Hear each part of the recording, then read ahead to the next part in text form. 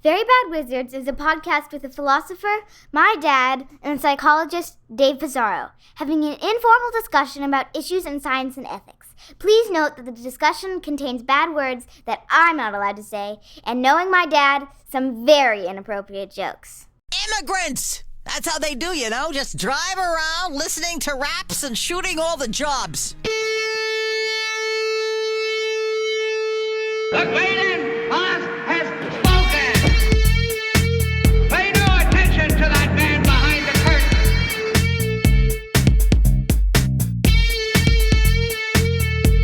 Who are you? Who are you? A very bad man. I'm a very good man. Good man. They think deep thoughts, and with no more brains than you have.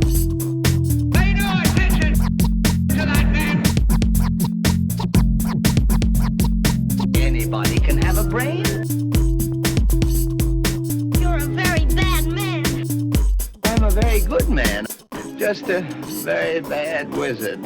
Welcome to Very Bad Wizards. I'm Tamler Summers from the University of Houston. Dave, for the first time that I can remember anyway, people paid as much attention to the women's Final Four as they did to the men's. Is patriarchy over? I didn't see the game. Yeah. But my understanding is that all the attention was just because of the racial tension. Well, so the racial tension stems, I think, from the fact that Caitlin Clark from Iowa. So my brother texted me, like, you got to watch this. This was in the Final Four, the semifinal game. Like, you got to watch Caitlin Clark. And I couldn't tell if he was kidding or not. Because he was just fucking with you. And my brother will do that sometimes where, like, I'm not sure what's a joke and what's not. And so for the first, like, half, couldn't tell if he was kidding. And then finally I realized he was. And then I went on to it and watched her. And she was kind of amazing, you know? He wasn't kidding. He wasn't kidding. He was like, watch this. She's, like, remarkable. Yeah, you know, right. She's like Steph Curry. So then they get to the finals. And now every bit of attention is on Caitlin Clark. And then meanwhile, LSU just, like, kills them in the game. And then that Angel Reese at the end is taunting Caitlin Clark, which I loved. And it was just a lot of drama, you know, like it's great, you know. I think it's probably one of the best things to happen to women's sports just in general, like that it got that many people talking. And like I love that Caitlin Clark was like shut up, like that was fine, right? Like and I love that Angel Reese didn't apologize. Like she never said like I was the heat of the moment. She was like fuck that white girl, you know. Yeah, I mean they're just competitors, right? Like they're at a like extreme level competitors. So like if that's all that happens, you know, Jesus, like no, that's great. That's just great. That's getting people who probably swore their whole lives they wouldn't care about women's basketball to actually care about it. But did you hear that like, Jill Biden? Yeah, that's what I was going to say. Yeah. That's what you're going to say. Yeah, good for them for turning that shit down. Like that just seemed weird. We'd also like to have the white team come to the white, even though they lost. So we'll have the white team. You know, it's so racially charged. There's just no denying it. Like it's so obvious. You know, because Caitlin Clark was doing that shit. Apparently, like she was doing exactly the same like stuff. You can't see me. You know, like that was the no. She was. And so for all the anti-woke who think that race isn't a thing, like, come on, tell me that wasn't a thing. Tell me that Caitlin Clark isn't the face of white supremacy. Does Boston have a WNBA team? Because I'm sure she's headed there. I actually don't know. We may or we may not. All right. So we are today going to be talking about William James's chapter on mysticism from his book, The Varieties of Religious Experience, in the second segment. A chapter that I loved and that was recommended to us originally by Fareed Anvari. Good guy, that guy. Good guy, yeah. But first, we put out a call on Twitter. We wanted to do another conceptual analysis. And by the way, that call on Twitter yielded so many responses that I feel like we just have like a whole bunch of ideas for future episodes. Although they have to start with the letter C. Yeah, so I don't know like what the finalists were. I thought based would be good for our legion of conservative listeners. I thought basic might be good, but that didn't. I think somebody put out a poll, and I don't think it did very well. What did win was something I didn't care to discuss. Did woke win? Yeah, woke won. Yeah, Like a lot of people. And like you know what that is, and it's whatever you want it to be. Yeah, I mean, like I don't even. That's at this point. It's like I don't think even like highly technical, sharp, analytic philosophers like us could really be able to carve out. I had the necessary, but I couldn't get to the sufficient.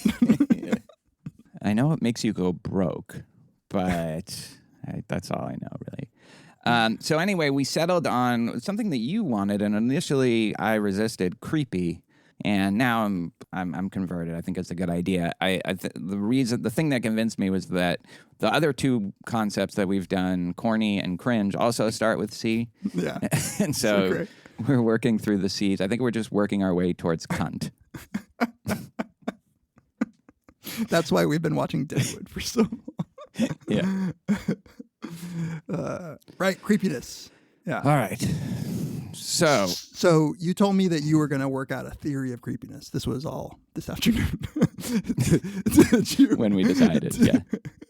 Have you come to present your overarching theory, exhaustive, authoritative theory of what is creepy? Well, like Socrates, I think these things have to be worked out in dialogue, and I can't just give you the theory. We have to engage in the elenchus. I don't know how to pronounce any of those words. But I have some questions. Well, so I do have some thoughts, but I have some questions to chart out the territory, at least. Do you think creepy is like a primary or secondary quality? What's the distinction? Secondary quality is like colors, where it also depends on the observer and the subjective perception of the observer. And primary quality is something that doesn't depend on the observer. So I'm going to say that it's a secondary quality. Yeah.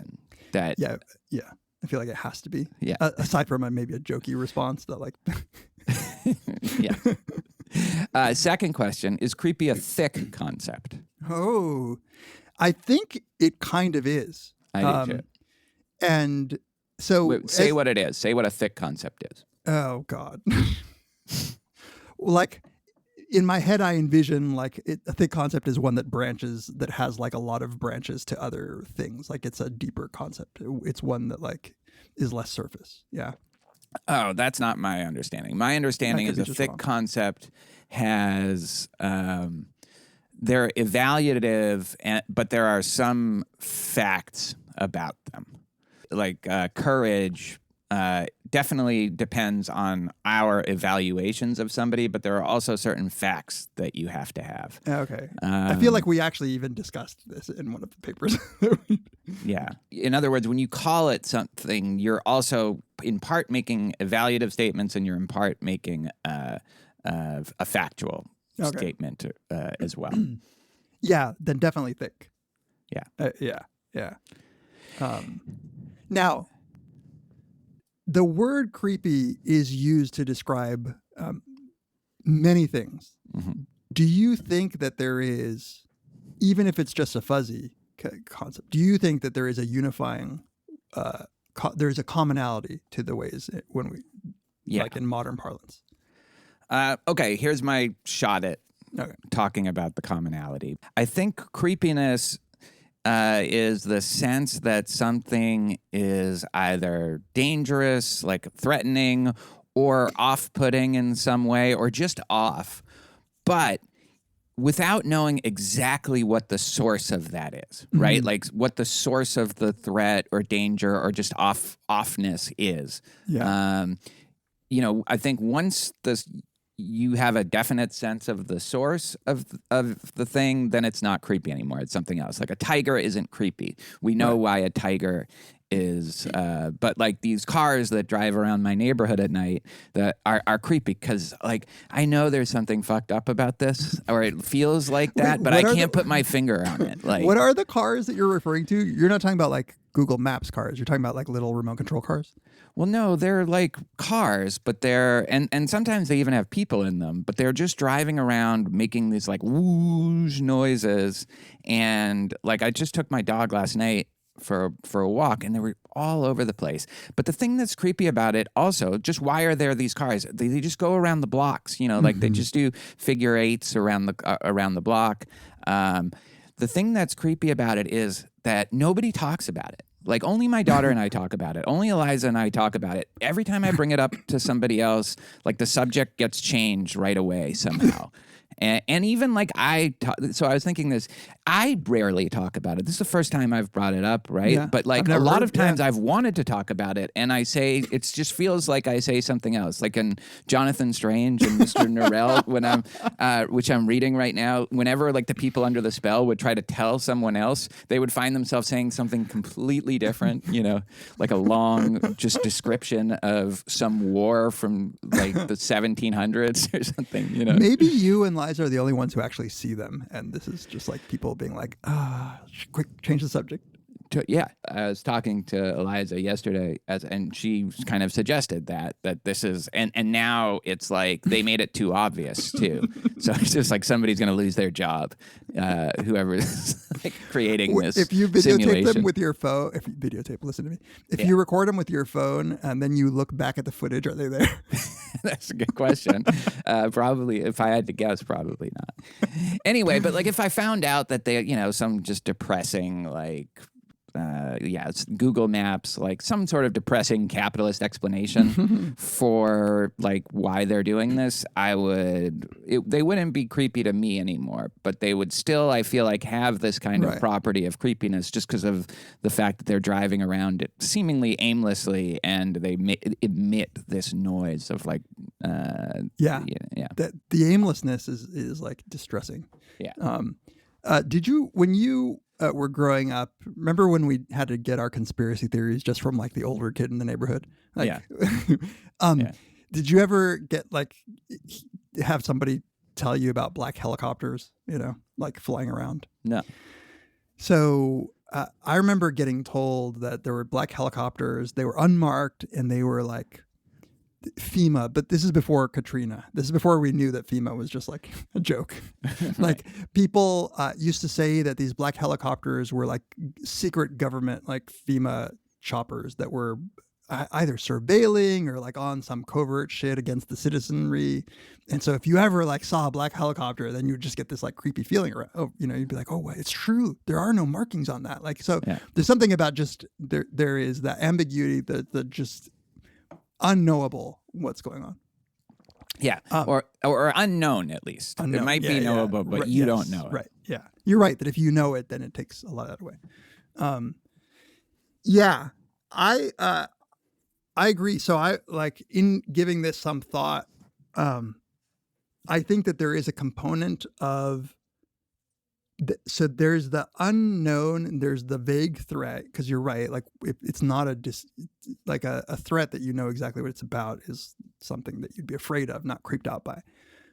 I also think that there happens to be, this is neither necessary nor sufficient, but it seems like a theme in a lot of the things that we describe as creepy is something about being watched. There is like a sort of like agent detection thing going on where, and I'll give you an example. So when we say the first few times you ever got like a personalized ad on your Gmail where it said something that was really relevant to what you had just written, that's creepy because you're like, wait, is somebody watching this? Like, is somebody actually like paying attention?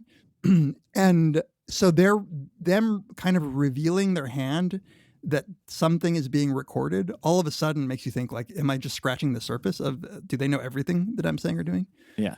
And there's a creepy analogy that I have to like, so whenever tech companies are said to be creepy, I think it often involves that they are surreptitiously recording stuff about surveilling us. Yeah. But there is also the analog in just regular old human, well, not regular, but human interactions is the thought to me that you might be like, when I'm sitting here in my office, it's kind of dusk, right? If I'd been sitting here, I can see outside my window, And all of a sudden I turned and there was just a face pressed up against my window that had been watching me like this whole time. That would creep me the hell out, because for that split moment, you're like, what? Who is watching me? Like, what is going on? Yeah. And so I have this feeling that there is something about, you don't know why they're watching. You may not even know that they're watching, but you get a whiff that maybe they're watching, and maybe that watching has something to do with some ill intentions that they might have toward you. That's the cars. Like, that's exactly the cars. Is like, it feels like they're watching the neighborhood and that they have some kind of plan. Like, we're in phase one of the plan, you know? But it doesn't have to be that elaborate. It can, like, the helicopters. Because you're right, that somebody on the pressing the face against the window, or even if, like, you learned that somehow, like, you thought the camera was off for your Zoom thing, but it isn't, and then you just learned that I was just like watching you in that room. That would be really creepy. And there is that reminds me of this other thing, that there is something about the asymmetry of it that's especially distressing. And so another example that I thought of is suppose that somebody were to come up to you like at a conference and they just started telling you things about yourself that were like pretty private. You'd be freaked out, right? If they just started telling you like pretty intimate details. And maybe at some point you would realize, oh no, all of this stuff is stuff that I've said on the podcast over the years. So that's where they got it. Yeah. Then maybe you'd be like, oh, okay. But then not knowing where all that came from would just freak you out. Yeah. Probably you more than me when it comes to that, but still, yes. Yeah. But I get what you're saying. Yeah. Yeah. I'm trying to, so the other time that creepy comes up a lot is with old people. And I'm trying to think if like your idea works into that, but there is something creepy about, well, just old people in general, but especially if old people seem to have something either sexual or possibly violent on their mind. But again, if you know exactly, like if there's a creepy guy and you just learn that they're kind of a serial sexual harasser that always hit on people, you know, like always hit on like 19-year-olds, well, then you're like, okay, he's not creepy anymore. He's just kind of a scumbag. Yeah. But like, if you just get like you said, the whiff that they're, and maybe part of that, the reason they give off the whiff is because they look at people, you know, I think exactly in weird ways where it's like, why are you staring at me like that, you know? Yeah. Getting stared at. I was going to say, like, to me, it seems less old people and more like a particular kind of guy thing. Like there is a kind of guy that seems creepy no matter the age. And they're often like trying to present as nice, but there is something a little bit off with their presentation. You know? And you don't know what it is, but it gives you it makes your skin crawl a little bit. You know? Yeah. But if they're just like a loudmouth sexual harasser who just said like then it's just a different thing. It's just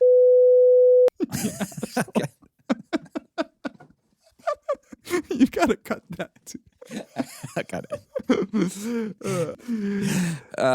No, so I think you're right that it's men, but I don't think I think it's men because men are more likely to be kind of sexual. Right. But if you do have this older woman who's acting kind like that, it can also be creepy. And even if when they're doing it with each other, and I know I'm headed in this direction too, but there's like in the movie X, did you see the movie X? Kind of a horror movie, Texas Chainsaw Massacre, that Mia Goth is in it. You told me about it, yeah. You know, one of the scenes is just these two old people having sex. And just that. I mean, there's other stuff that makes it, but just that is, it gives off this kind of creepy vibe. So that it has its, you know, like I'm surprised you haven't brought in the quality of disgust, because it does seem like creepiness has some overlap with like the creepiness judgment and the disgust judgment. There's a little bit of the Venn diagram has some overlap there. Yeah. I think it's probably because when I think about prototypical disgusting things, there's too much kind of certainty involved. Like it's just like a putrid meat or something. I think this is independent from the thing that I was saying about being watched too. Examples like, remember those toys in Toy Story? Like the mean kid has like these toys that are like fucked up, like a doll's head on like a spider like body. Those were I might be great, getting it yeah. wrong. Yeah, those are creepy, and I think there is something about the offness that these are normal things that have been changed in some way, and I think maybe that disgust for some things is like something looks like a normal human, but something is off. Yeah. Like that might be creepy inducing, creepy. Creepy feeling inducing or something. Yeah. And That's such a good example because they seem like terrifying and weird and creepy. And if you watch it with your kid, your kid's going to be scared of them. But then when you learn exactly why they're, why they are the way they are because of the kid doing that to them, and they lose it and they become kind of heroes. Right. Totally. Yeah. Then they're just like a bunch of misfit toys that are like on an adventure. Yeah. Yeah. There is some overlap with the Uncanny Valley stuff too, where so the theory goes, as a representation of a human gets closer and closer in approximation to a real human, all of a sudden right before you get a dip, because you can tell that something's off. I guess this has to do with the uncertainty. You can tell that there's something off about this representation, but you can't really say what it is. And so like particular kinds of animation or those like real life robots that are modeled after another human being, like side by side, like what? Yeah. Their eyes are dead, And that's something that movies can get right, but often don't. How to strike that balance. Like you can use Uncanny Valley to your advantage if you're trying to give off that vibe, but because it's very close to accurate but not accurate, it's like sometimes they're just trying to make it seem like it's the real thing, and they end up producing the exact opposite effect, which is you find it repellent in some way. It's like the well-known example of the Uncanny Valley is the Polar Express movie, where they were really trying to like do motion capture and make their animation really human, but it just it was just off by something where you're just like, oh, weird. Now even that is like I would take over just the CGI stuff, because the CGI isn't creepy and isn't real. It's just like chintzy, janky. Yeah. Janky. Yeah, that was a good suggestion that somebody gave. Janky, but I don't totally know what it means, but I feel like I intuit what it means. It means like fucked up in some way. It's just like it's off. It's like jerry-rigged, like it's a little off. But not creepy. It's not off in the way that creepy is off. No. Yeah. This is a complete aside, but I was watching a video on why those effects in all those like Marvel movies seem off. And it really is that the lighting can never be quite right. Like some of those scenes with green screens that are supposed to be outdoors, the light source can never, it's just never right. It's like lit too evenly, and there's something about it that our eyes know is wrong. Yeah. But most of us can't tell that it is. The example that they were showing of when it's done right is Denis Villeneuve's. I was just going to say, yeah, because he actually he knows how to do it. Yeah, he actually will try to get real light in there, like from outdoors, and combine that with the CG so that you get all these real effects. I was thinking Dune, Blade Runner 2049. I just watched that again. It's so good. It's so good. It's so good. Really underrated. I was about to say, like, people don't talk about it enough. And I think when I first watched it, I think that there was just something about it that I was like, well, I'm just constantly thinking about the original Blade Runner and not able to appreciate it for its own thing. And now that I watched it again, I was like, this is better. I honestly like that's blasphemy, and I'll get kicked off Letterboxd probably for even like suggest. But I think it's a conversation because it's unlike Dune, which I liked, but I didn't really care about. Like. I feel like there's a good kind of self-contained story, but man, seeing that in IMAX, he has such a good way of conveying space. Like the helicopters coming in Arrival to first look at the ship. Like he gives a sense of like these big spaces and these distances, and he shows the vastness of it. He's really, nobody can do that like he can. Yeah, in 2049, there, in the abandoned city, there are these huge statues like of people like just crouched over. It really reminded me of Piranesi, by the way. I hadn't read it. I got to go back and look at that. That's good. That's All right. Anything else to say about creepy? Just don't be creepy. Like that's Don't be just, it's very creepy. easy. Don't press your nose against my window at night. Well, another C down. I don't know. I think we. That's CR. There's no, CS, CT. The next thing is CU.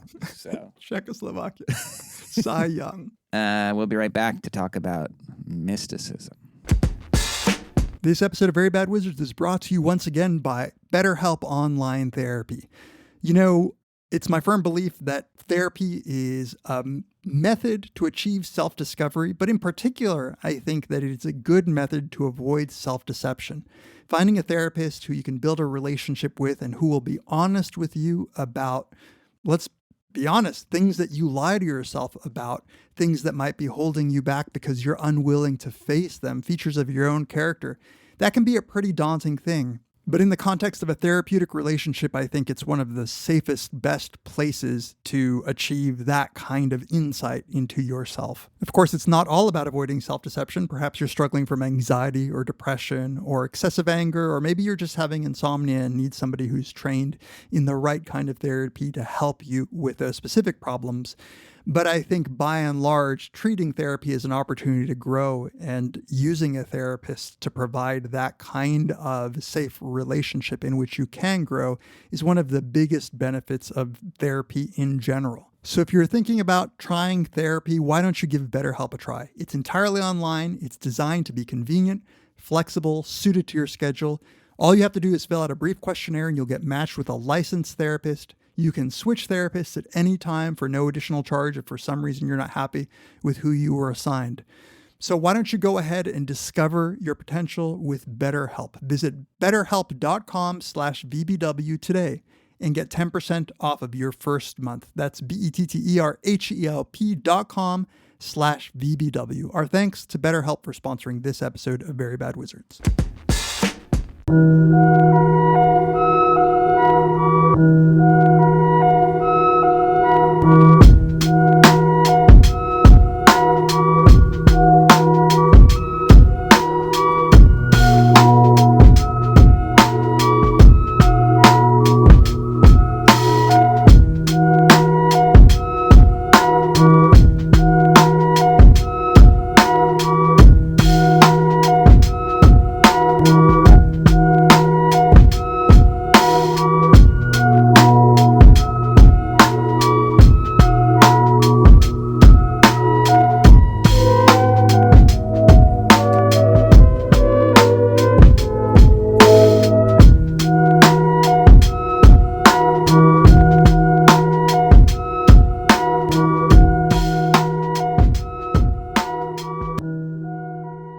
Welcome back to Very Bad Wizards. This is the time of the episode where we like to take a moment and thank all the people who reach out to us, get in touch with us, participate in some way in the Very Bad Wizards community. If you would like to reach out to us over email, we read all the emails and we treasure these emails that we've been getting and really have gotten for years and years and years, and it's just awesome. You can email us verybadwizards@gmail.com. You can tweet at Peeza or at Tamler or at Very Bad Wizards. You can follow us on Facebook or like us on Facebook, follow us on Instagram, and you can also join the thriving Reddit community. Fairly big and Throbbing. pulsating Reddit community. And there's all sorts of good stuff that goes on over there. And you can give us a 5-star review on Apple Podcasts. That would help other people average it out a little bit for us. Maybe just try to average it out. There's a few people who have vendettas. Like, who do you think? Like, who's behind this? I don't know. There's people who just like listen to the opening segment and they're like, when are they going to talk about philosophy? When are they going to talk about? I think it's partially examine life. Like they're just like, you probably pay like $100 to. That would be brilliant. Yeah. It is the Russians for sure. For sure, It's the Russians, definitely. That's why Hillary lost. So you can, so that would be really nice if you would give us a review on Apple Podcasts and follow me on Letterboxd. I am trying to commit myself to being on there more often. To watching more movies. And if you want to support us in more tangible ways, we always appreciate that. You can go to our Very Bad Wizards support page and you can see all the ways that you can support us there. You could donate to us one time or recurring on PayPal. You can buy swag, t-shirts, mugs, baby hoodies, things. baby thingies, onesies. Yeah, they don't onesies. sell no adult onesies, but we'll work on that. No, it's in the works for sure. And you can become one of our beloved Patreon supporters and get not just the moral glow of supporting us, but you'll also get a bunch of stuff. Radiance. You get the radiance. You also get a whole bunch of stuff at $1 and up per episode. You'd get ad free, all of our episodes ad free, and you get access to my collection of beats, six collections of beats. At $2 and up, you get access to all our bonus content. So we have a big back catalog of bonus content, including the Ambulators. Podcast. And at $5 and up, you get all that. Plus, you get to vote on an episode topic that we do a couple times a year. And you get access to our Brothers Karamazov series, some of my intro psych videos, and a couple of Tamler's videos on the Plato's Symposium. And we got to convince Tamler to record more lectures. I would like to. Yeah.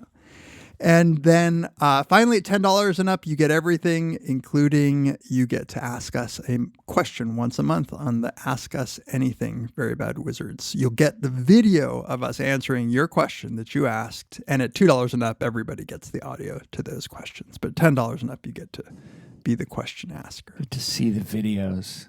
You get to see the awkward, unedited videos. So thank you to everybody for all your support. We really appreciate it. Yes, thank you very much. All right, let's talk about William James and his chapter on mysticism from Varieties of Religious Experience, his collection of lectures that he published in 1901 and 1902, correct? Yeah. Man, I loved it. This is one of my favorites that we've just read in a long time. It's a very Tamler nut busting kind of 100%. I also think like it was the easiest read of any James thing that we've done. I feel like it clarified certain things for me in terms of my own experience, and I love the epistemological position that it kind of charts out at the end of the chapter. I like that too. That describes my position better than I can describe it. I also just think, like, we've talked about this before, but William James is like this living rebuke to us all, you know? I mean, I guess he's not living, but he's a dead rebuke to all of us. Wait, in what sense?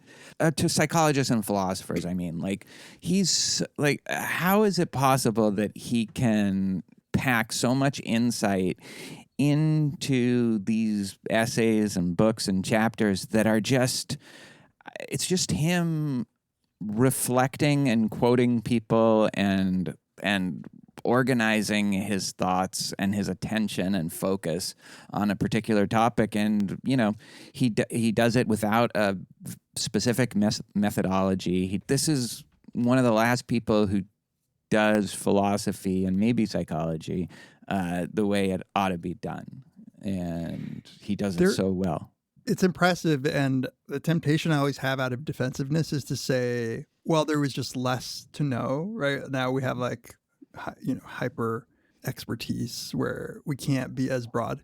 But I don't actually think that's true, because when you look at how much he clearly has read, like in the Principles, just across those 2 volumes, the amount of scholarship that he does, I mean, sure, obviously there was a lot less, but it's not as if he didn't delve deep into a whole bunch of different areas in a way that even if I were living back then, there's just no way.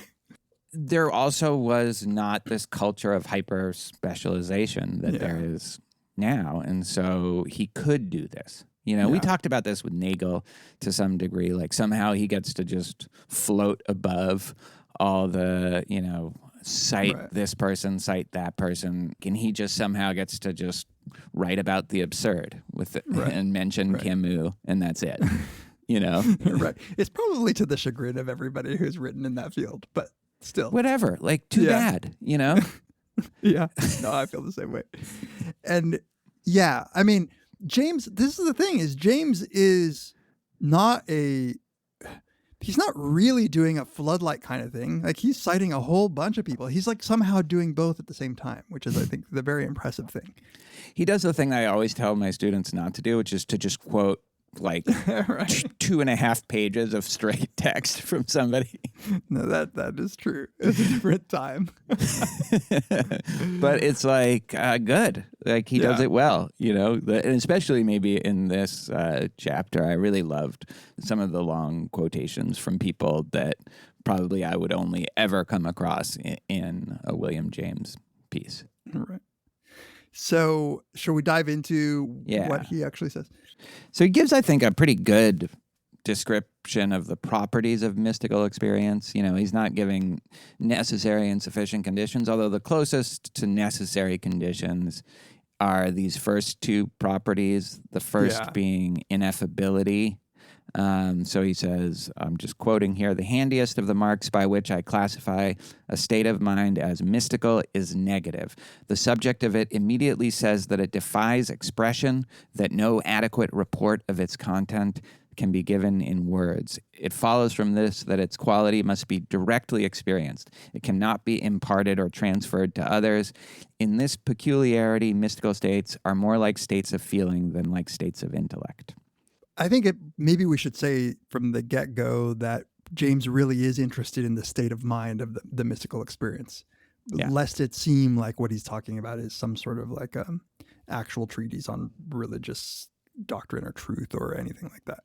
Like he's very much approaching this as a psychologist. So he cares about like what's going on when these people are actually experiencing this. Yeah. Yeah.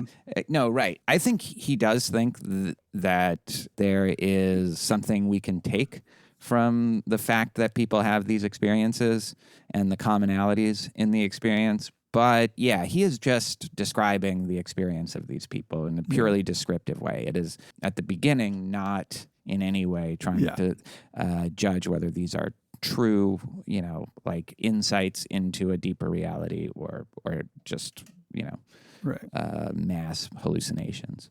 So the first is ineffability. You have to experience it to know it, you know? Yeah. And, I, as someone who has never really had a mystical experience, I get the kind of feeling maybe that is being described here as like when you wake up from a dream that you have in memory and you quickly start losing what the dream was about. You have some vague sense of what you were feeling in the dream or like what your experience was like, but it's too hard to actually say it. Like you can't. So I don't exactly interpret it that way because I think that he makes a distinction at some point, or he quotes someone who makes a distinction between dreams and mystical experience. Dreams feel less substantial, less like you even know what it felt like, whereas mystical experience is like, no, I have a sense of what it felt like. I just can't share or give you a sense of what that experience was like. But I still have echoes, at least, of what that experience was like. You know what I mean?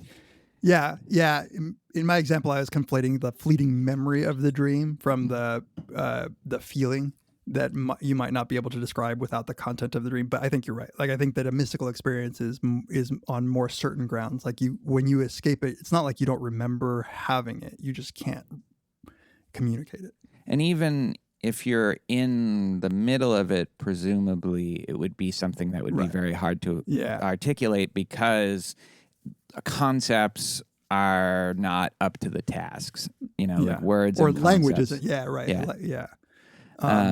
Yeah. So then the second property is this noetic quality. Although similar to states of feeling, mystical states seem to those who experience them to be also states of knowledge. They are states of insight into depth of truth, unplumbed by the discursive intellect. They are illuminations, revelations, full of significance and importance, all articulate, all inarticulate as they remain. And as a rule, they carry with them a curious sense of authority for aftertime.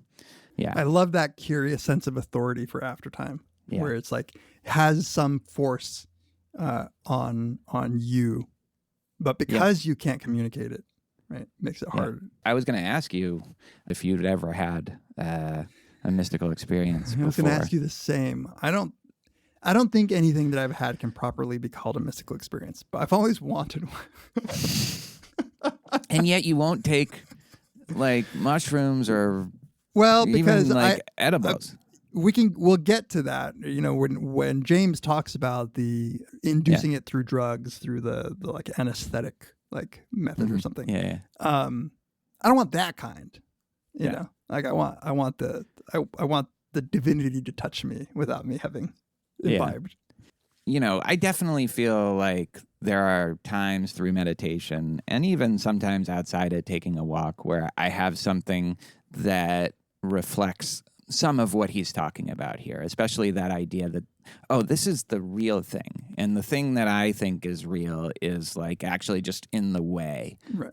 It's obstructing this real perception, like the piercing the veil for just a glimpse of it, you know? Yeah. And I have a way of trying to understand that through meditative practice, which is like all about preparing yourself to maybe experience this, but also just trying to make some sense of what you're experiencing. But prior to that or separate from that, I feel like there have been a couple times, 2 or 3 times in my life where it's crept up on me in a way that is completely divorced from any kind of practice or even any kind of drug, because I hadn't taken any drug for these periods. So there was one time when I was like taking a hike in Yellowstone and it was by a lake, and all of a sudden I just got this flooded feeling of like a kind of transcendence and a kind of, that kind of obliteration of self and this insight into something. It's not different from what actually is, but it's a more accurate perception of what it all is. And then it's really just 3 times in my whole life. There was this time in a Romanian church, just this church off the road that my brother and I stopped in and went in. And like, I remember, like, I can picture myself in the church and all of a sudden being like, wow, what's this? You know, like there's the silence and I don't know. Was it like a cathedral? Yeah, but it was very small. It was like probably like the size of, you know, like a 3-bedroom, 2-bathroom bungalow or something like that. Right. Maybe a little bigger than that, but not much. And it was, that whole trip had a mystical quality actually to it. But yeah, like it's amazing that I can count on one hand, you know, again, separate and independent of like meditation stuff, where it was just like something completely different from how I normally experience the world. Yeah. So I guess I've had feelings of awe and even bliss and euphoria out in nature, and like or on a run, which is probably mixed in with whatever chemically is happening when I'm running. And I remember being at a funeral once and having, this is like, I must have been in high school or early college, and feeling as if everybody, I can't describe it well. It was this feeling of love in the room for the person who had died. Yeah. Like I swore I felt it. And I remember, because this time I still believed in God. I remember thinking, oh, is this like a God? Like, is this God? You know, but it was a pretty strong feeling of there just being a room full of love that interesting. Felt like a thing, right, rather than just an intellectual acknowledgement that people loved her. Right. Yeah. It was like he says, it was a state of feeling more than a state of intellect. You know, like you're sensing things in a different way than you normally do. Yeah. And so that, I think, this is a good segue into the third, which he says For the first two, he says, these two characters will entitle any state to be called mystical in the sense in which I use the word. Two other qualities are less sharply marked, but are usually found. These are, number 3, transiency. Mystical states cannot be sustained for long, except in rare instances, half an hour or at most an hour or two seems to be the limit beyond which they fade into the light of common day, which seems right. Like there's no, and it also seems like if it did last long, then it would cease to be mystic. It would just be your normal experience.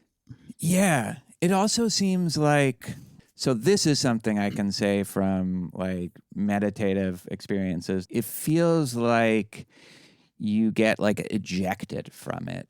And then it also feels like your thoughts are trying to pull you back out of it. And thoughts, especially because they're trying to judge the experience or trying to interpret it, are like pulling you back down into your normal way of seeing the world. Here, I think his example from later on in the chapter of the guy who was apparently in surgery because he was like on chloroform and just was having like one of these experiences where he felt like this union with God or something. And as he was coming out of the anesthetic, the chloroform, he doesn't want to leave. He thought he might have died.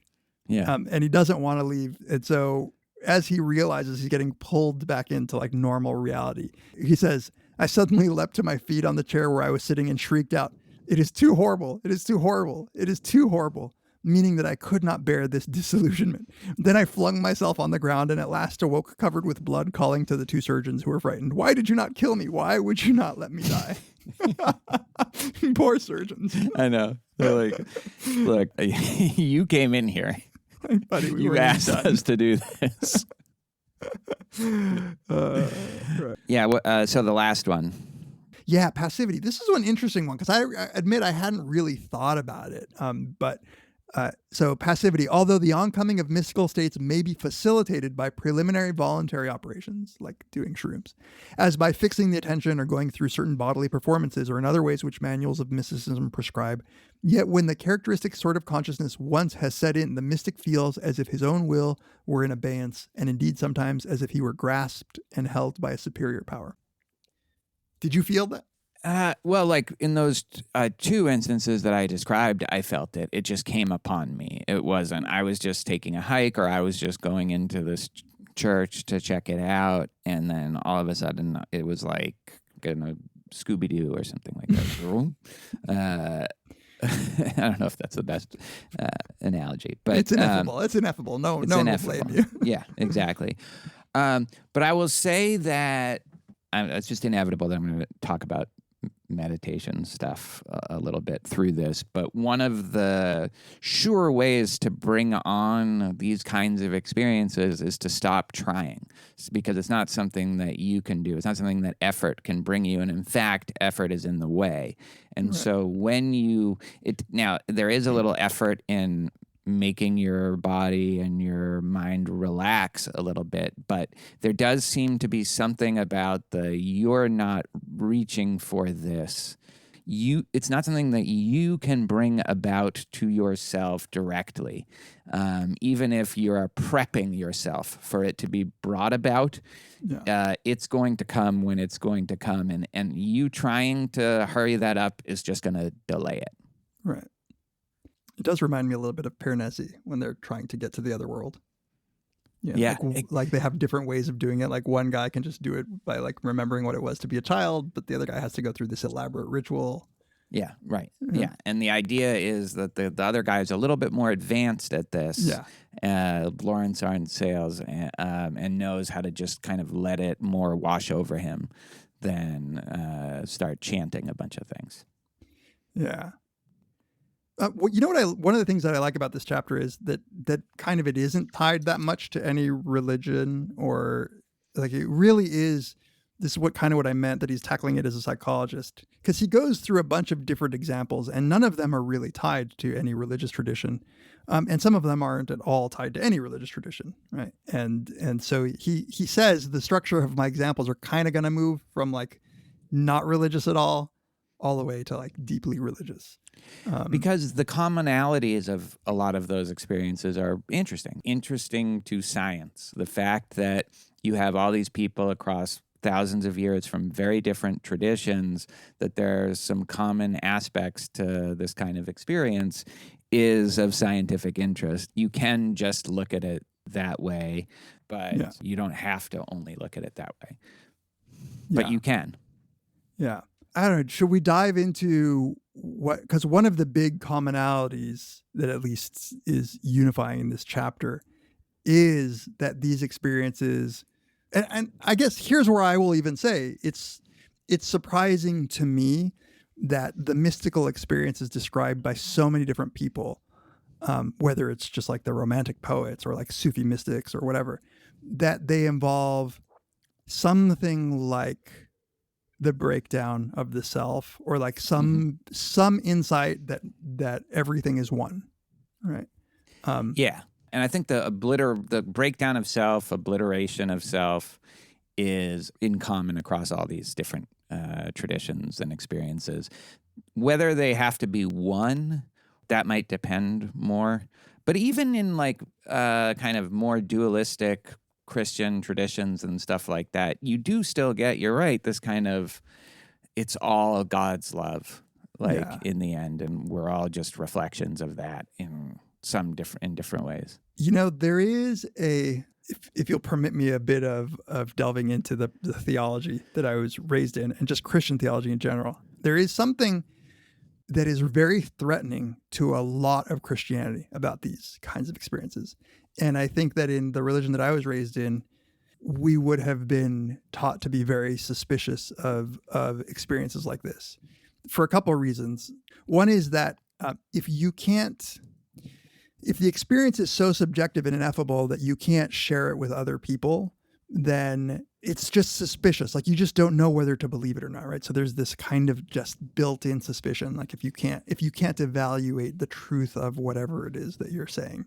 Suspicious in the way that it might be just you're crazy, or that no, it's the it devil. Might be, it's the devil at worst. At best, it is not truly getting you to God, because if the only authority that tells me that you had an insight and the only authority is your particular experience, then like, you know, what am I to make of that? Like, how do I know that it's not actually leading me astray, leading me away from God?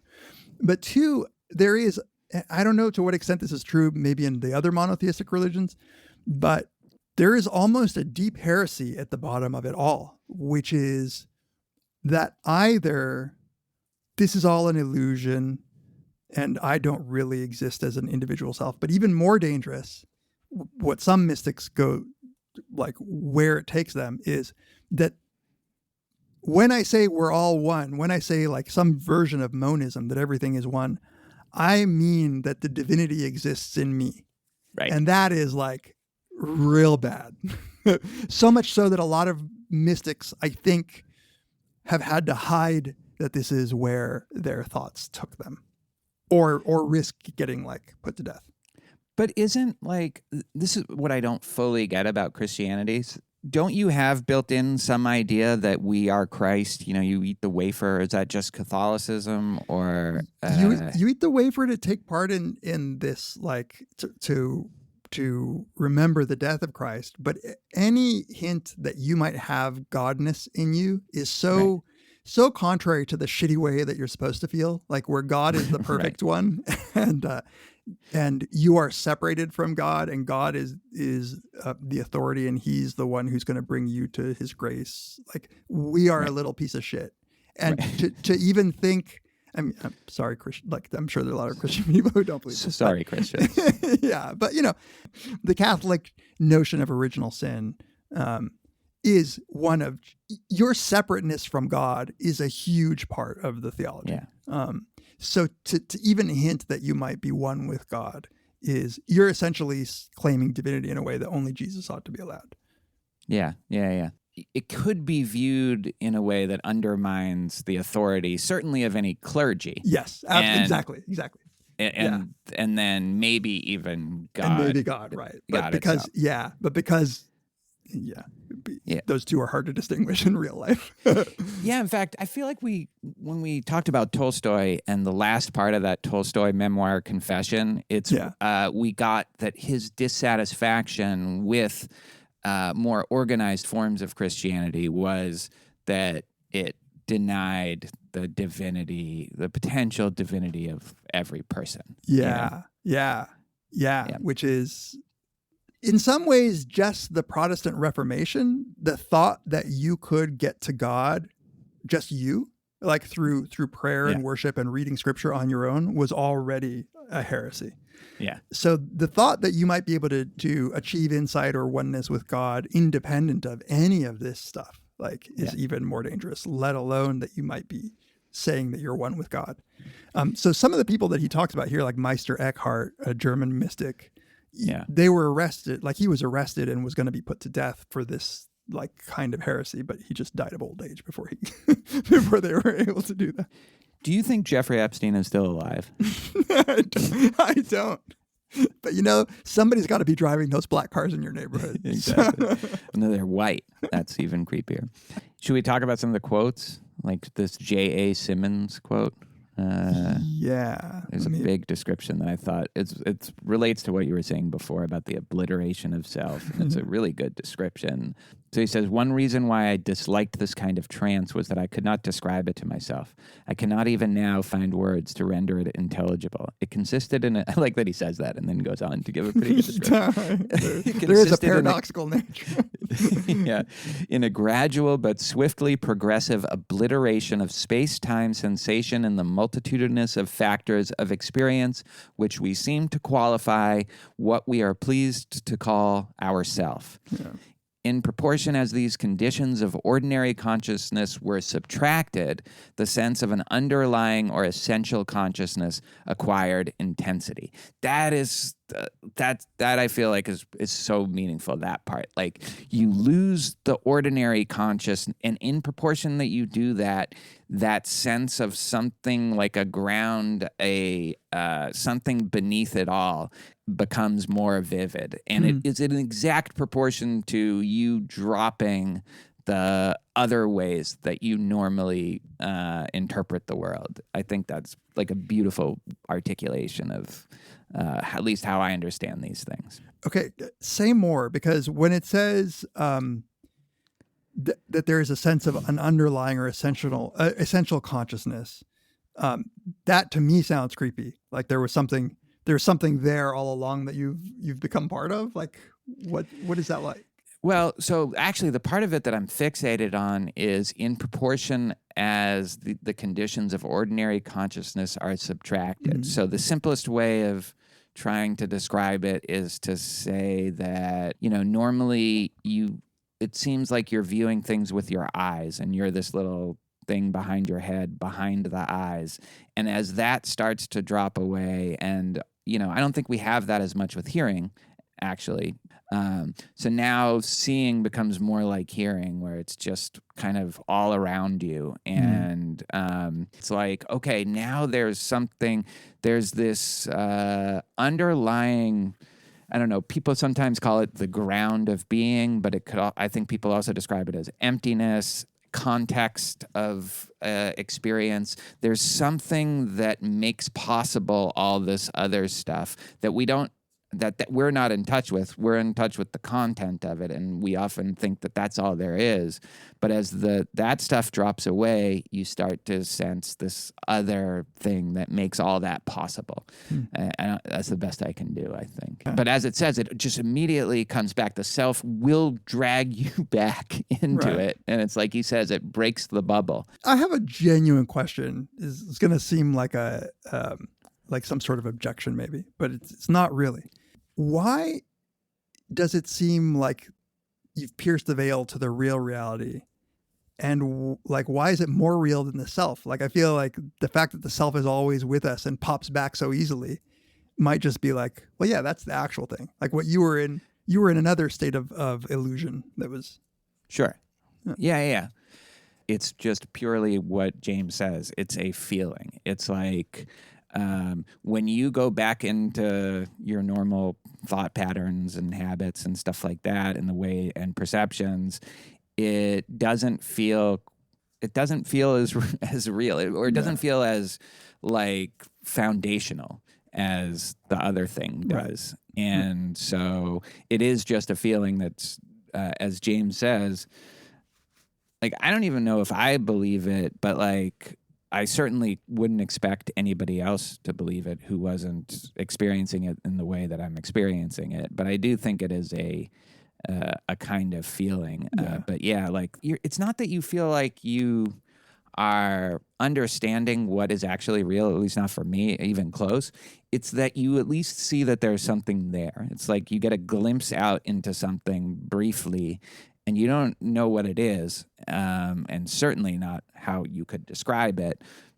But it feels like it's there. And What if when you achieved those states, what you actually saw was like a monster? People say that, like, you get further along and you get like really like, terrified, and, like it's an abyss. I don't know, yeah. Well, I'm ready for that monster. I'll fuck that monster up. I'll throw it a cookie. Don't they all like cookies? What you should really do is the "you can't see me" gesture to its face.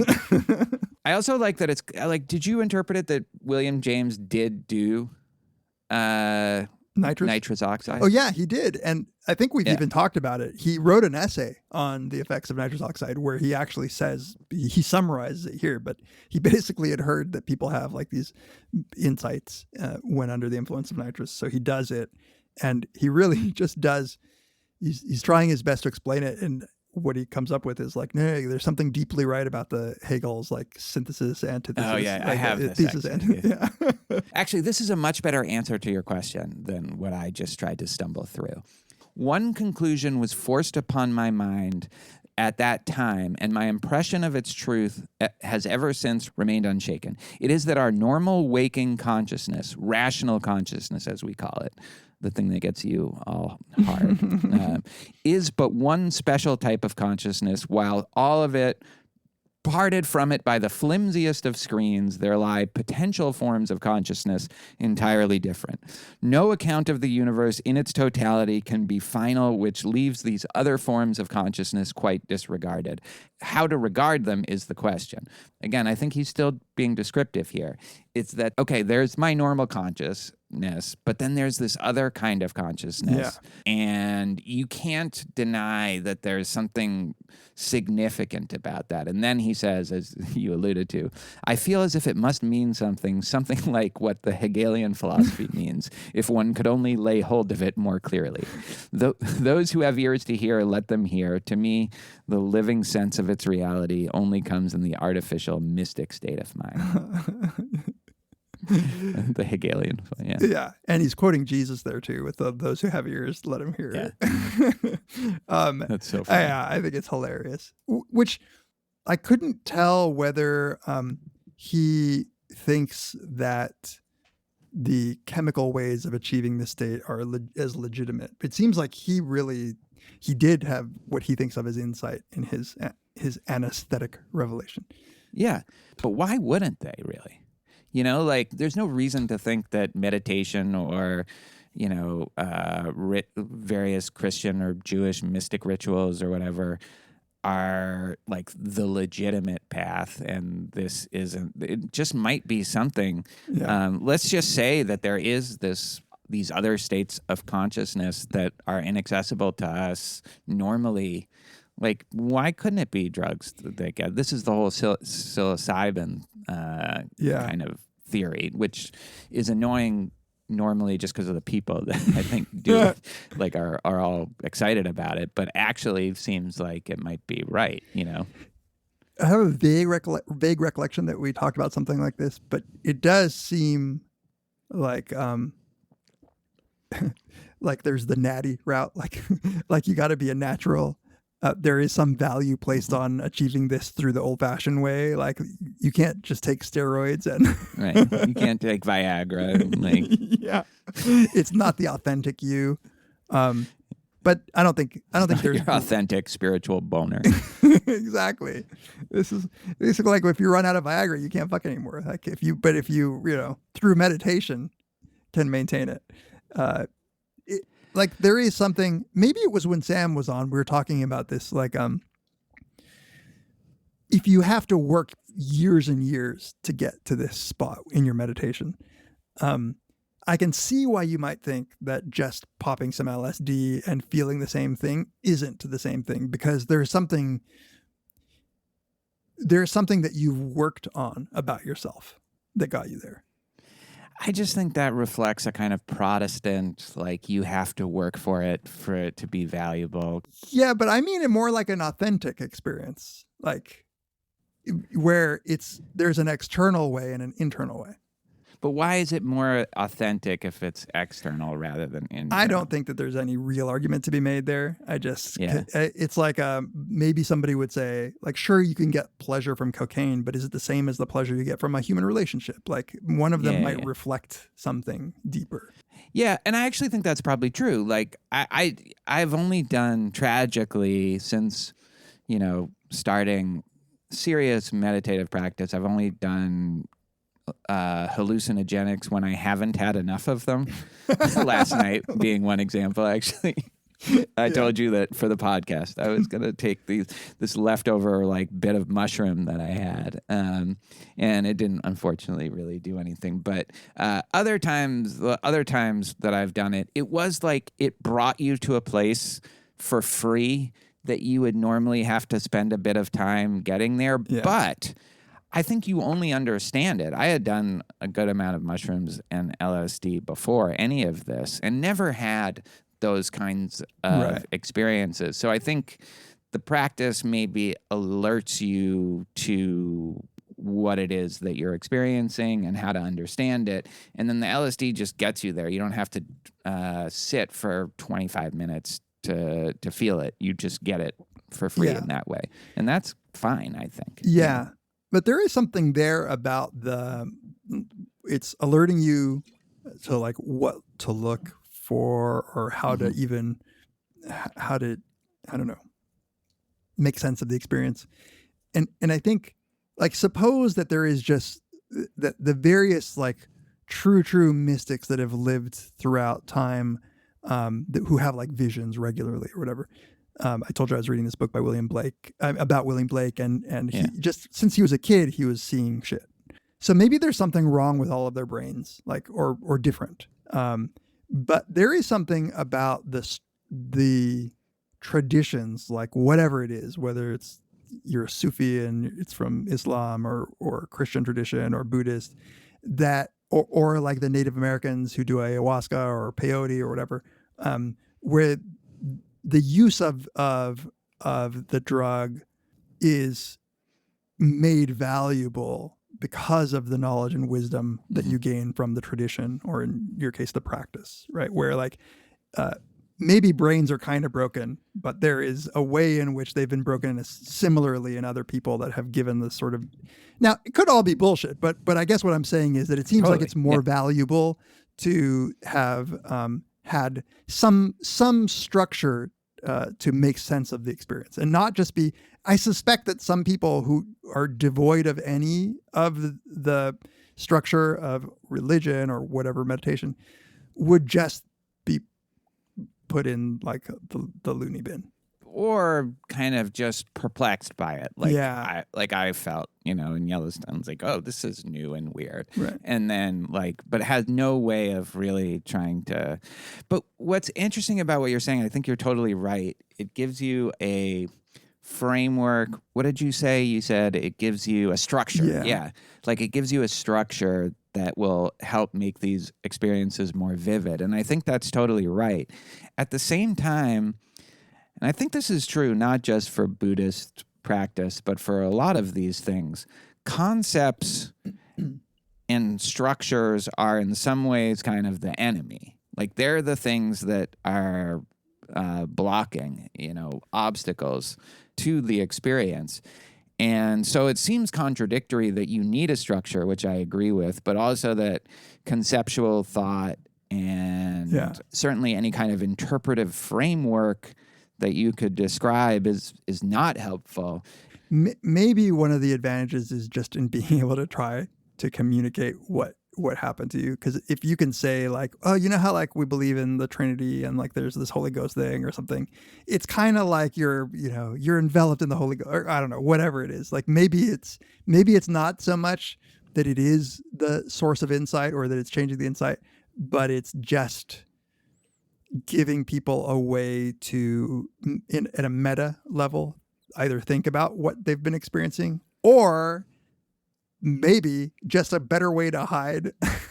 Like if you're in some gnarly like Christian community and you're not allowed to be having these experiences of like dissolution of self, you can kind of couch it in the terms of your religion and maybe get away with communicating some of these truths without getting into too much trouble. But even as a personal thing, like I do think it helps you identify what it is that you're feeling and how to connect it with maybe other kinds of states. So yeah, we should read the LF or discuss the LF, the Borges story. I don't know what you remember of it, but it was very much like I could relate to it so much. So he finds this LF, which is a little small dot in somebody's house that allows you to see all of reality, literally all of reality, without any confusion, but in this dot. And out of spite, he tells the guy who's like really, he found it in his house and who's like really into like experiencing this and writing this long poem about it. Out of spite, he tells him like, no, it's nothing. I didn't see anything. And like has the house torn down. There is something about the pull of reason that rejects even after experiencing it, rejected it.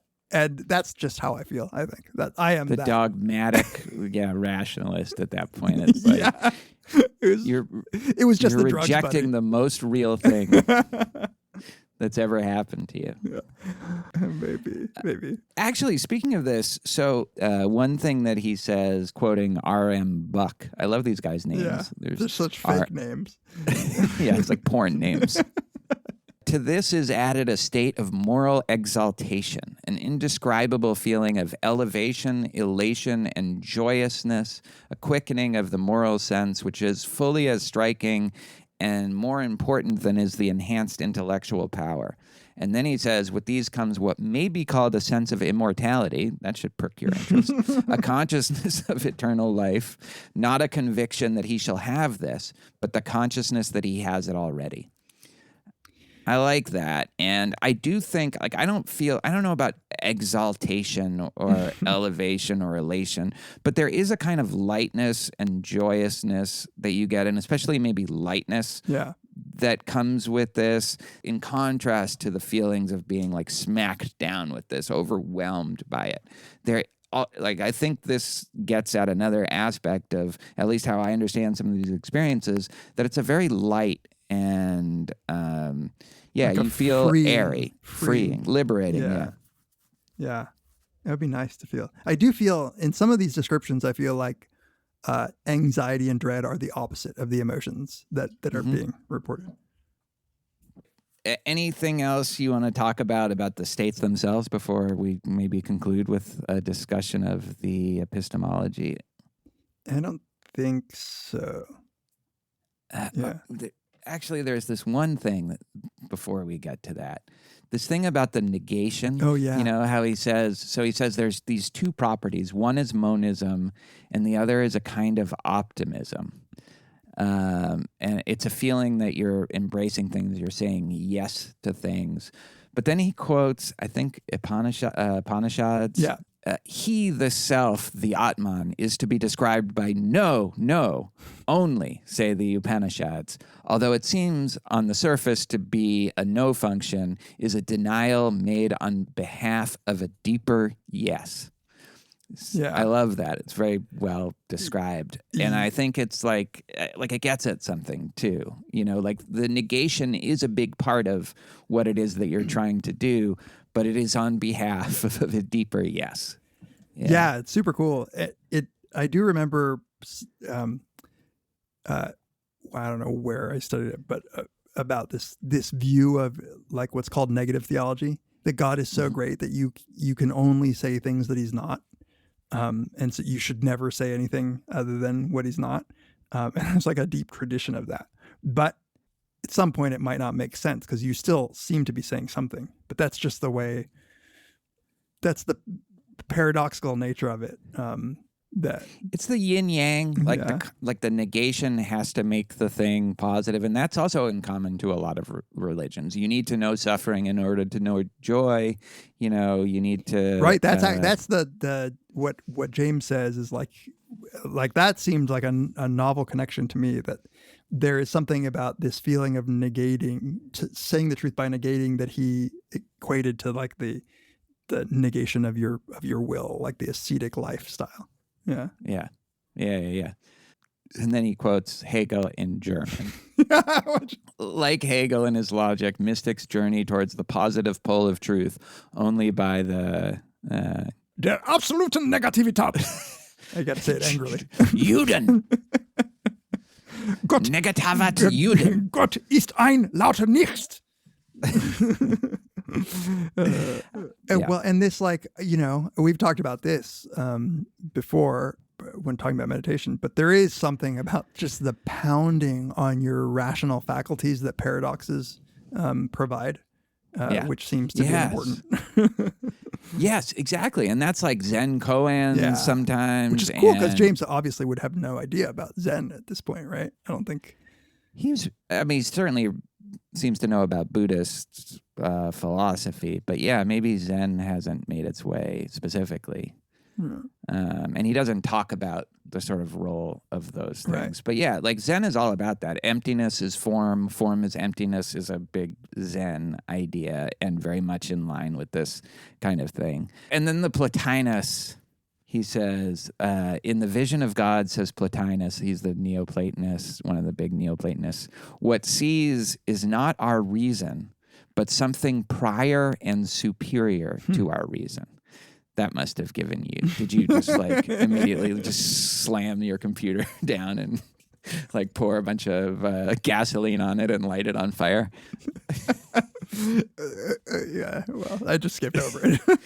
Prior and superior to reason. That's not possible. Is it like a better kind of reason? It's like a really good reason?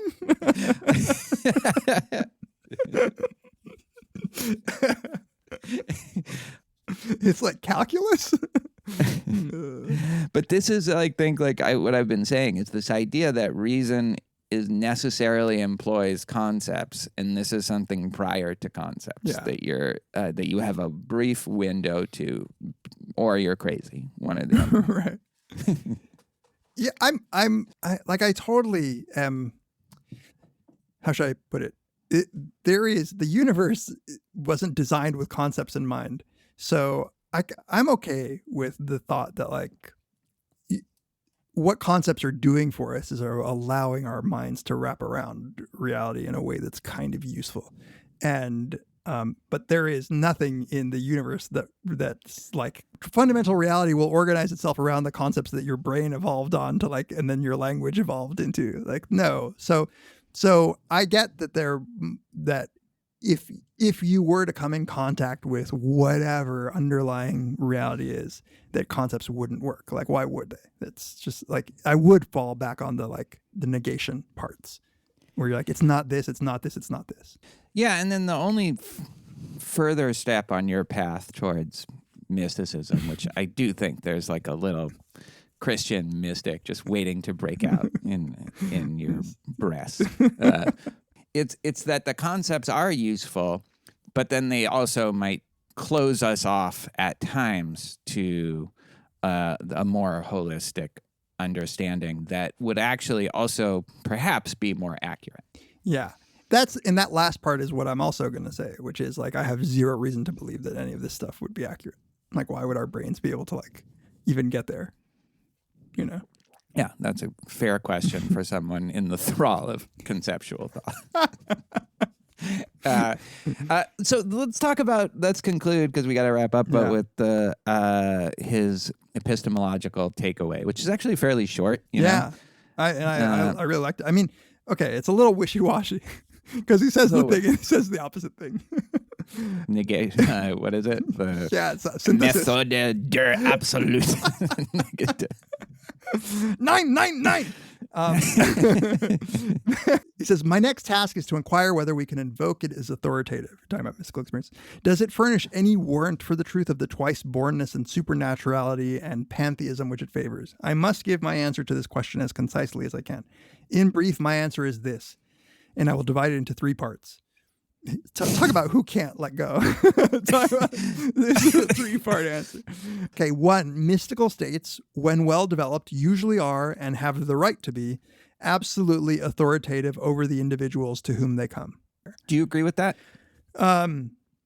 It depends what he means, but I think that there's like a way in which it's just has to be true. Like it's if you had a feeling, like who's to argue against that? Like if that, it's because it's more real than any other right. way. It feels to you more real than anything else, like, from your science textbooks or from right. Just your normal way of experiencing the world. Right. So 2, no authority emanates from them, which should make it a duty for those who stand outside of them to accept their revelations uncritically. I would even just say, remove the uncritically. Like there's nothing in somebody else's experience that should have authority over mine.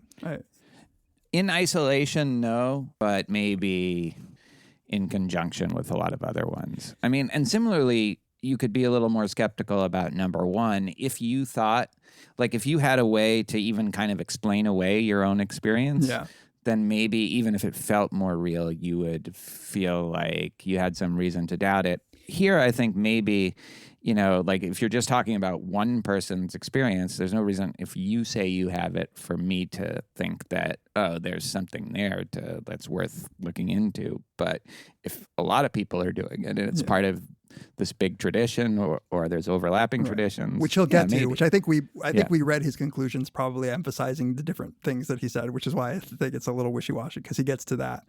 But I even think, the first one, even if say you got knocked in the head and had an experience that felt so real to you that and it was just because you got like a railroad tamping iron through your frontal lobe or whatever. I still think there's nothing wrong with you saying, well, it could have happened because of like this brain damage, but it still felt like the most real thing I've ever felt. Like I'd be, And so I like that brain damage for whatever reason gave me insight into like unlocked. Okay. Then finally, number 3, they break down the authority of the non-mystical or rationalistic consciousness based upon the understanding and the senses alone.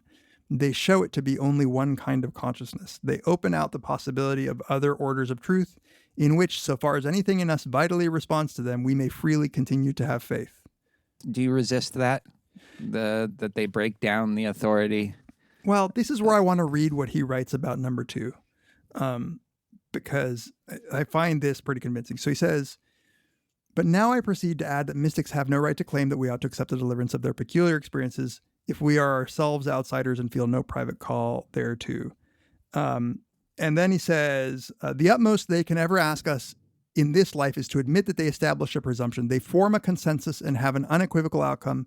And it would be odd, mystics might say, if such a unanimous type of experience should prove to be altogether wrong, which is just Tamler. This is just your argument. Yes, this is my argument for ghosts. Yeah. At bottom, however, this would only be an appeal to numbers, like the appeal of rationalism the other way, and the appeal to numbers has no logical force. If we acknowledge it, it is for suggestive, not for logical reasons. We follow the majority because to do so suits our life. But then he goes on to say, but look, I've even oversold that these are all similar experiences. Because I've been trying to abstract into this similar thing. And then he goes to show how like what he calls mystical experiences come in so many different forms that it might not make sense to say that there are real commonalities. As he says, it's been both ascetic and antinomially self-indulgent within the Christian church. It's dualistic in Sankhya and monistic in Vedanta philosophy. I called it pantheistic, but the great Spanish mystics are anything but pantheists. They are, with few exceptions, non-metaphysical minds for whom the category of personality is absolute. Yeah. So I take it that this is a argument against, well, you could interpret it both ways. An argument against more doctrinaire takeaways from the existence of these experiences. But he he does say, I repeat once more, the existence of mystical states absolutely overthrows the pretension of non-mystical states to be the sole and ultimate dictators of what we may believe. And that idea of them establish a presumption. Yeah. It's a hypothesis that maybe there's more to heaven and earth than your philosophy will allow. And I think like that's where he lands, which is where I feel like I am too, is there might be like this other dimension of reality, and our current methods might not be able to discern it. You know what I mean? Yeah. And maybe like it's more through these kinds of experiences that we can get a glimpse at it, but not through running a bunch of experiments or whatever. You know what I mean? Yeah, but I think he's also struggling with himself here, because he is saying, like, I have the same problem of skepticism with all of these separate experiences as well, because he goes into the fact that he says, open any one of these and you will find abundant cases in which mystical ideas are cited as characteristic symptoms of enfeebled or deluded state of minds. The same sense of ineffable importance in the smallest events, the same texts and words coming with new meanings, the same voices and visions and leadings and missions, the same controlling by extraneous powers, only this time the emotion is pessimistic. Instead of consolations, we have desolations. The meanings are dreadful and the powers are enemies to life. It is evident that from the point of view of their psychological mechanism, the classic mysticism and these lower mysticisms spring from the same mental level, from that great subliminal or transmarginal region of which science is beginning to admit the existence, but of which so little is really known. So I think I just turned the skepticism on this as well. And I'm just like, well, I don't know. That's why I think that the main point is that if you've experienced it, it has authority over you. But in reading the record of other people's mystical experiences, I'm kind of left at the same. Like, well, I don't see any overwhelming body of evidence that would lead me to trust these as a general category of insight. Sure, and James would believe that you have a reasonable position, I think, as someone who has not experienced these states and who is being maybe sufficiently open-minded, maybe not, about the existence of them, but wants a little more than just J.A. Simmons, or R.M. Buck, like describing the trances. I'll have you know that actually in grad school, I read James's thing on nitrous oxide, and I did nitrous oxide plenty of times, and I never had a Hegelian thought. Oh, man. I was disappointed. But I think, where James is and where I am, maybe as someone who feels like I've experienced more of, in common with some of these reports than you feel like you have, it puts you in the epistemic position of, okay, there might be something here. I'm not saying there is, but there might be. And if there is, it's not going to be something that we get in the like Hadron Collider or something that tells us about it. It's not that kind of thing. It is a different kind How do you know, of Tamler? conscious. Maybe Again, you'll see the God particles floating around. I think like this is where he says they offer us hypotheses which we may voluntarily ignore, which you voluntarily ignore, but which as thinkers we cannot possibly upset. The supernaturalism and optimism to which they would persuade us may, interpreted in one way or another, be after all the truest insights into the meaning of this life. Maybe, Yeah, maybe. There is the part of me wants to just accept that this is a category of experience that might give some meaning and insight into life and existence. But I don't think it overturns the value of rationality at all. Like, I think it's just and this is like, yeah. I don't think it's supposed to overturn the value of rationality. It's just supposed to point out maybe certain limits to rationality. Yeah. Which have been pointed out by reasoners. Like, okay, you win. Reason wins. I mean, I think just going to be always deeply suspicious about insight that comes from somebody's idiosyncratic experience. my experience of letting reason guide my life is just as valuable. How's that? My lived experience is that reason is all. It's so funny that like it really is temperamental at this point between the two of us. Because as often happens, I don't like, as you say, like I'm fascinated by this stuff, and like Totally. it's not. Yeah. I'm really not opposed to it. I just. This is an internal. You have conflicting forces, like doing like a kind of mythical battle within you. Yeah, right now. and I sometimes just want you to admit that yours is a battle too, since you obviously worship at the fountain of reason, or else we wouldn't have these kinds of conversations. we wouldn't be. We wouldn't be able to. We'd just be stuck be, like like, meditating and being like, "Did you see that? Did you see that?" No, I think I saw it. I think I. Did you pierce? I think I pierced the veil. What color was your veil? One thing, like just the very last thing that we haven't mentioned that like a big James person would want us to is that his pragmatism peeks through in some of this discussion. And at a certain point, he's kind of like, if you're at the point that maybe you're at, or maybe even that I'm at, where you're like, I don't know, but this is suggestive. This is something we can't fully deny, like has to be explained somehow, right? At that point, maybe the tiebreaker is just, what's work is it doing for you? Yeah, he says like the fruits. What are the fruits of this? Mm-hmm. Yeah. And fair. Yeah. You know, like I do think the fruits of it, it's not always easy to know what the fruits of it are. For some people it is. They are just like, I couldn't go on. Like if I didn't have faith or something, like I couldn't go on living and relating to other people in the way that I do. But, you know, atheist agnostics like you and me, it's not totally clear what it's doing. Yeah. Or what it would do to believe in this kind of non-denominational dimension of reality, you know, this fairy world or whatever. But James might say, like, has it made you happier? Has it made you less negative or less douchey or less angry? All of which it probably has in your case. You know, it's so funny that Jen is my wife is more like you. She's pretty committed atheist and, you know, doesn't feel the need to entertain flights of fancy. Yeah, exactly.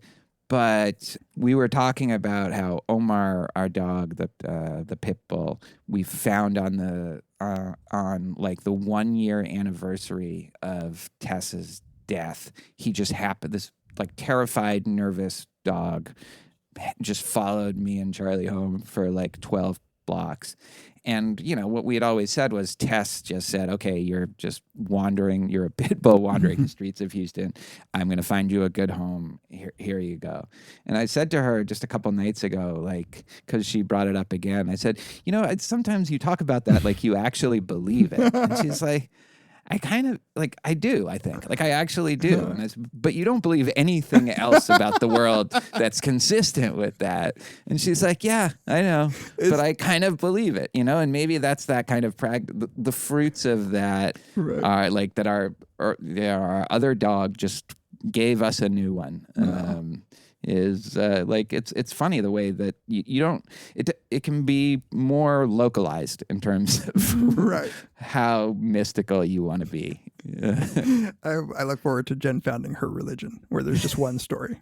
It's just dogs getting other dogs, dead dogs getting live dogs new homes. I think that's a great story to end on. Okay. All right. Join us next time on Very Bad Wizards. The Cleveland Boss has spoken. Pay no attention to that man behind the curtain.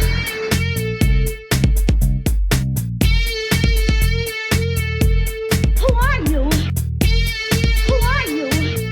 A very bad man. I'm a very good man. Good man. They think deep thoughts, and with no more brains than you have. Pay no attention to that man. Anybody can have a brain. You're a very bad man. I'm a very good man. Just a very bad wizard.